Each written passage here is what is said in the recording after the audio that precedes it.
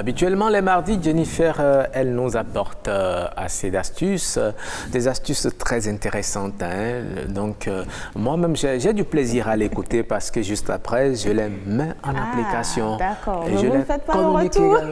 Non, vos astuces, franchement, je le dis, hein, ces astuces ont souvent été... Comme ça. Ouais.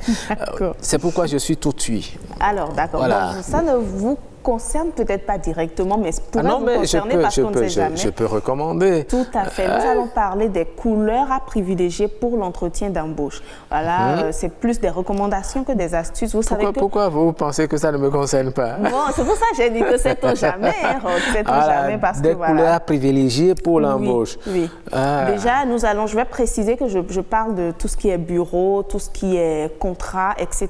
Parce que il y a des types d'habits pour par exemple des ingénieurs, des agents de terrain, c'est bien différent de l'entretien que vous effectuez dans un bureau.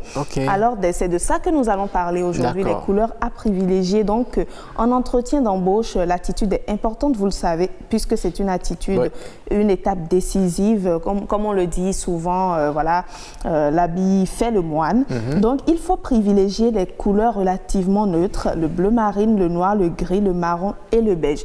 Voilà les couleurs appropriées. Donc, mesdames, le bleu marine, le noir, le gris, un peu comme vous en avez là. Comme ça. Voilà, le beige. Je suis prêt à l'embauche, un entretien d'embauche là. Le beige sont les couleurs appropriées, que ce soit en tailleur, en robe, pour les femmes et tout ça. Sachez privilégier ces couleurs-là parce que cela donne une certaine personnalité, ça dévoile un certain pan de votre personnalité. Alors, les deux couleurs préférées des recruteurs, selon ce que nous avons recherché, sont le bleu marine et le noir. 23% d'entre eux recommandent aux candidats de porter exclusivement la première, c'est-à-dire le bleu marine, qui instaure un climat de confiance et de sérénité. Voilà, puisque vous le savez, les couleurs également communiquent et 15% conseillent de se cantonner à la deuxième pour le sérieux et l'élégance. Le noir, voilà, la bleu marine qu'on a vu tout à l'heure.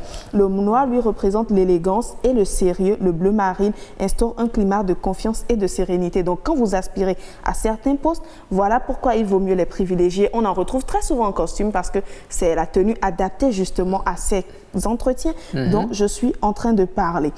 Alors, elles définissent votre profil, votre personnalité ou encore votre dynamisme. C'est pourquoi elles peuvent être pertinentes. Et quand nous prenons le gris, cela est synonyme de logique, d'analyse ou d'indépendance.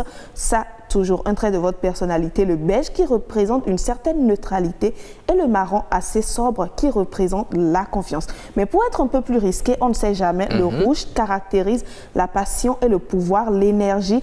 Donc, cela peut être un bon point pour vous. Ça dépend du poste que vous visez et démontrer que vous êtes ambitieux. Pourquoi ne pas mettre une cravate rouge, voilà, sur du blanc avec le sérieux et l'élégance en noir.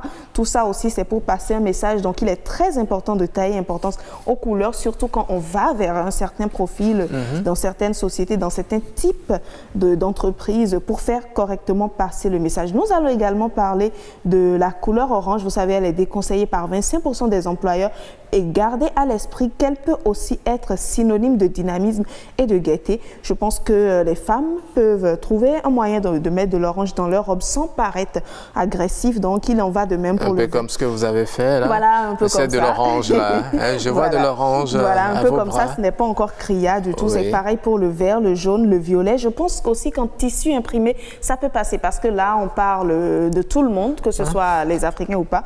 Mais en tissu imprimé, je pense que quand c'est assez sobre, ça peut passer, le violet. Et ce sont, il y a certaines couleurs qu'il faut à tout prix éviter. Donc, nous y reviendrons pour les autres fois. Absolument, il y a certaines couleurs qu'il faut éviter. Mais bon, il y a des risques aussi qu'il faut prendre en mettant, par exemple, du rouge. Le rouge, on sait que, bon, celui-là, il peut être un leader. Exactement. Ça dépend du poste auquel vous postulez. Et vous savez, dans certains pays, la couleur de la cravate du président de la République transmet un message. Et tout ça est étudié. Le président de la République ne met pas n'importe quelle cravate à toutes les occasions. Lorsque le message, si ma mémoire est bonne, lorsque le message est vraiment grave et très sérieux, eh bien, il met la couleur rouge. Voilà, en cas de conflit, de diplomatie, en danger de guerre, d'annonce de guerre, par exemple, c'est exactement ça. Il met la couleur rouge. rouge pour annoncer que ça ne va pas, c'est un message assez fort qu'il fait passer. Mais si c'est pour annoncer une bonne nouvelle d'une mesure sociale comme ça, un bon bleu comme ça, bleu marine, bleu ciel, voilà comme ça passe. Donc il faut tenir compte de ça. Et même quand le téléspectateur ou le citoyen voit le président porter cette couleur, il comprend que le président veut certainement apporter une bonne nouvelle ou bien une mauvaise nouvelle, etc. Donc, je pense que les couleurs ont tout en leur sens. Hein. Merci beaucoup.